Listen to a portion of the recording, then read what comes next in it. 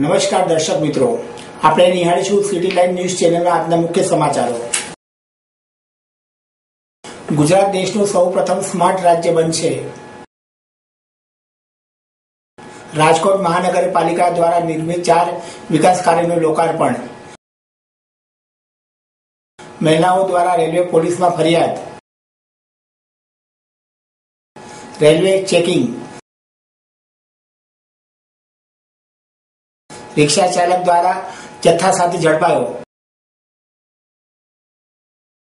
कांग्रेस कार्यकर सम्मेलन योजायु। गुजरात देशનું સૌપ્રથમ સ્માર્ટ રાજ્ય બનશે। ગુજરાતે સ્માર્ટ સિટી વિશે વિચારવાનું વર્ષ 2005 થી શરૂ કરી દીધું હતું। ગુજરાત સરકારે ₹22,000 કરોડના વિકાસલક્ષી કાર્યો સાકાર કર્યા છે। ગિફ્ટ સિટીના અનુભવ બાદ હવે અમે 6 અન્ય શહેરોમાં મોટા પાયે વિકાસ હાથ ધરવાનું આયોજન કર્યું છે, જેમાં અમદાવાદ, સુરત, વડોદરા, રાજકોટ, ભાવનગર અને જૂનાગઢનો સમાવેશ થાય છે। ધોલેરાને સ્પેશિયલ ઇન્વેસ્ટમેન્ટ રિજન તરીકે વિકસાવવામાં આવશે, એમ રાજ્યના શિક્ષણ પ્રધાન શ્રી ભૂપેન્દ્રસિંહ ચુડાસમાએ જણાવ્યું હતું। એશિયાના સૌ પ્રથમ સ્માર્ટ સિટી તાલીમ વર્કશોપમાં મુખ્ય અતિથિ તરીકે બોલતા શ્રી ચુડાસમાએ જણાવ્યું હતું કે અગાઉ નગરનો કન્સેપ્ટ હતો ન એટલે નળ અર્થાત પાણી, ગ એટલે ગટર વ્યવસ્થા અને ર એટલે રસ્તા। હવે સ્માર્ટ સિટીનું આયોજન થઈ રહ્યું છે। અમે સ્માર્ટ ક્લાસરૂમનો પ્રારંભ કર્યો, હવે સ્માર્ટ ગામ, પછી સ્માર્ટ શહેર અને પછી સ્માર્ટ રાજ્ય બનાવવાનું અમે નક્કી કર્યું છે। રાજ્યમાં 98% રોડ સંપર્ક સ્થાપવામાં સફળતા મળી છે। હવે માળખાકીય વિકાસ માટે ₹48,000 કરોડની ફાળવણી કરવામાં આવનાર છે। ગુજરાત મ્યુનિસિપલ ફાઇનાન્સ બોર્ડના અધ્યક્ષ શ્રી ધનસુખ ભંડેરીએ પોતાના અનુભવ વર્ણવ્યા હતા। તેમણે જણાવ્યું હતું કે આપણા વડાપ્રધાન શ્રી નરેન્દ્રભાઈ મોદીના મત અનુસાર સ્માર્ટ સિટી એટલે એને જ કહેવાય કે જેને નાગરિક કોઈ સુવિધા વિશે વિચારે તે પહેલા તેવી સુવિધા ત્યાં મોજૂદ હોય। જીટીયુના વાઇસ ચાન્સલર ડોક્ટર અક્ષય અગ્રવાલે એવી જાહેરાત કરી હતી કે એશિયામાં પહેલીવાર જીટીયુ ફ્રાન્સ જેવી સ્માર્ટ સિટી લેબની સ્થાપના આગામી 2 મહિનામાં કરશે। તે અત્યાધુનિક લેબ બનાવવા માટે આઈટી અલ્હાબાદના પ્રોફેસર ઓપી વ્યાસની મદદ લેવામાં આવશે। લેબની સ્થાપના પાછળ અંદાજે ₹2 થી 3 કરોડનો ખર્ચ થશે। તેનો ઉપયોગ કરી મ્યુનિસિપલ કોર્પોરેશનના સ્ટાફને તાલીમ આપવામાં આવશે। તે ઉપરાંત એન્જિનિયરિંગ અને મેનેજમેન્ટના અનુસ્નાતક વિદ્યાર્થીઓની રિસર્ચમાં પણ તેનો ઉપયોગ કરવામાં આવશે। જીટીયુની 13 કોલેજોની વિવિધ દેશોના સ્માર્ટ સિટીનો અભ્યાસ કરીને તેમાં વપરાયેલી ટેકનોલોજી વિશે જાણકારી મેળવવાનું જણાવ્યું આવ્યું છે।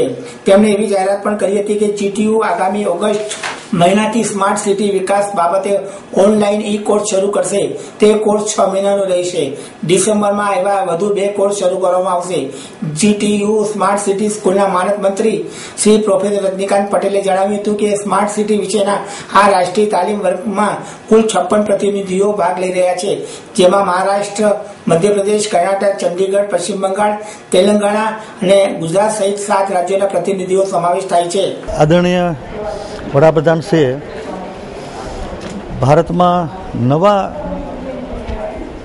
પ્રકારની સુવિધાઓ સાથે, વધારાની સુવિધાઓ સાથે એક્ઝિસ્ટિંગ મ્યુનિસિપલ કોર્પોરેશન કે શહેરોને સ્માર્ટ સિટી તરીકે જાહેર કર્યા છે અને એના માટે વર્ષે ₹100 કરોડ વધારે દરેક સિટીને આપવાનું નક્કી કર્યું છે। આટલા મોટા પ્રમાણમાં મળતી રકમને કેવી રીતે વાપરવી અને વધારાનું ઇન્ફ્રાસ્ટ્રક્ચર, વધારાની ફેસિલિટી એ કેવી રીતે વાપરવા માટે આ બધી વ્યવસ્થાનો વિચાર કરવા માટે જીટીયુ દ્વારા એક સેમિનારનું આયોજન કરવામાં આવ્યું। આખા દેશમાં મને એ વાત કહેતા આનંદ છે કે ગુજરાતની જીટીયુએ આ વિષયની ચર્ચા માટે 3 દિવસ માટે ચર્ચાનું આયોજન કર્યું છે, સેમિનારનું આયોજન કર્યું છે। રાજકોટ મહાનગરપાલિકા દ્વારા નિર્મિત 4 વિકાસ કાર્યોનું લોકાર્પણ। છેવાડાના માનવી સુધી પાયાની સુવિધા પહોંચાડવા રાજ્ય સરકાર મક્કમ છે, એવો સૂર રાજ્યના વાહન વ્યવહાર મંત્રી શ્રી વિજયભાઈ રૂપાણીએ વ્યક્ત કર્યો હતો। નાના મવા વિસ્તારમાં ₹40 કરોડ રાજ્ય સરકારે લોકોની મૂળભૂત જરૂરિયાતોને સંતોષવા ખર્ચેલ છે। એ બાબતનો ઉલ્લેખ કરતા મંત્રી શ્રી રૂપાણીએ જણાવ્યું હતું કે શિક્ષણ, પાણી, આરોગ્ય, રસ્તા, વીજળી વગેરે સવલતો વિકાસના આશય સાથે રાજ્ય સરકાર આગળ વધી રહી છે। લોકાર્પણ કરાયેલા વિવિધ વિકાસ કામોનો લાભ લેવા નગરજનોને અનુરોધ કરતા શ્રી રૂપાણીએ રાજકોટના સમતુલા વિકાસ માટે આવનારા વર્ષોનો ટૂંકો ચિતાર રજૂ કર્યો હતો, જેમાં પાણીના પ્રશ્નને પ્રથમ પ્રાથમિકતા આપવામાં ખાતરી ઉચ્ચારી હતી।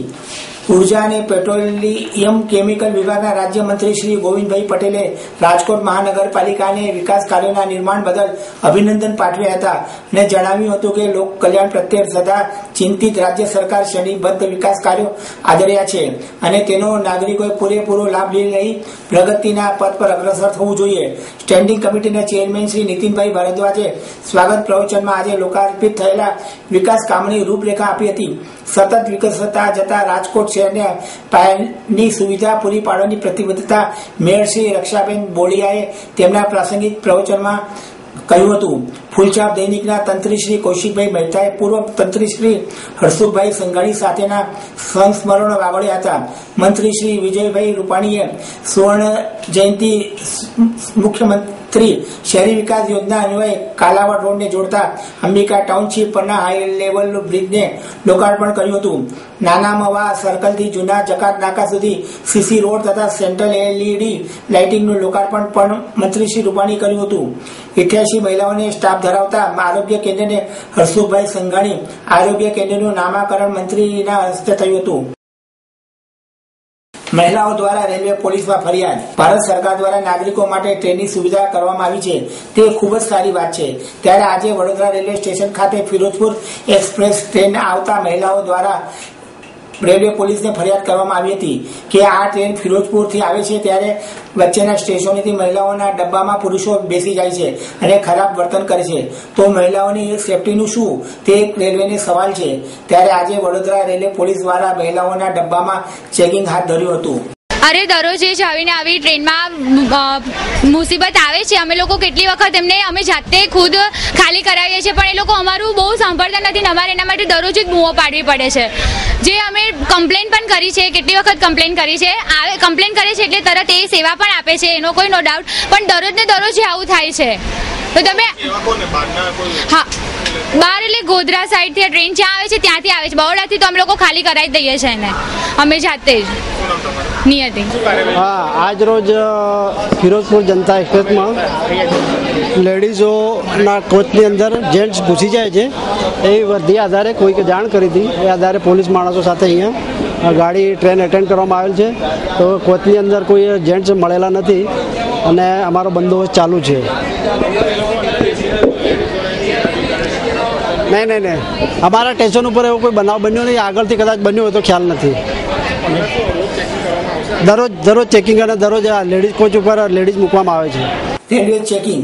અષાઢી બીજના દિવસે જગન્નાથજીની યાત્રા નીકળવાની હોય જેના ભાગરૂપે વડોદરા રેલવે સ્ટેશન ખાતે કોઈ અનિચ્છનીય બનાવ ન બને તે માટે આજે SOG રેલવે પોલીસ તથા ડોગ સ્કોડ દ્વારા સ્ટેશનના મુસાફરખાનામાં ચેકિંગ કરવામાં આવ્યું હતું તથા ટ્રેનોમાં અને પ્લેટફોર્મ ખાતે મુસાફરોના સામાનનું ચેકિંગ હાથ ધરવામાં આવ્યું હતું. પ્રવર્તમાન સંજોગોને અનુલક્ષી અને ગુપ્તચર એજન્સીઓના ઇનપુટ અને આગામી રથયાત્રા તથા રમઝાન ઈદના તહેવારોને અનુલક્ષીને આજરોજ પશ્ચિમ રેલવે વડોદરા દ્વારા વડોદરા રેલવે સ્ટેશન ખાતે એક ચેકિંગનું આયોજન કરાયેલ છે અને જેમાં ખાસ કરી અને જે પરપ્રાંતમાંથી અને દૂરના રાજ્યોમાંથી જે ટ્રેનો આવે છે એના ઉપર ખાસ અમારું લક્ષ્ય હતું અને એનું આજે આ ચેકિંગ ચાલુ છે અને હજી પણ આજે આ ચેકિંગ ચાલુ રહેશે.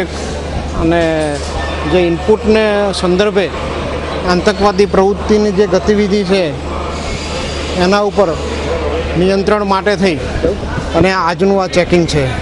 રિક્ષા ચાલક દારૂના જથ્થા સાથે પકડાયો. કહેવાય છે કે ગાંધીના ગુજરાતમાં દારૂબંધી છે ત્યારે ગુજરાતમાં ખૂબ જ દારૂ વેચાય છે. તે માત્ર પણ વડોદરા બાકાત રહ્યું નથી.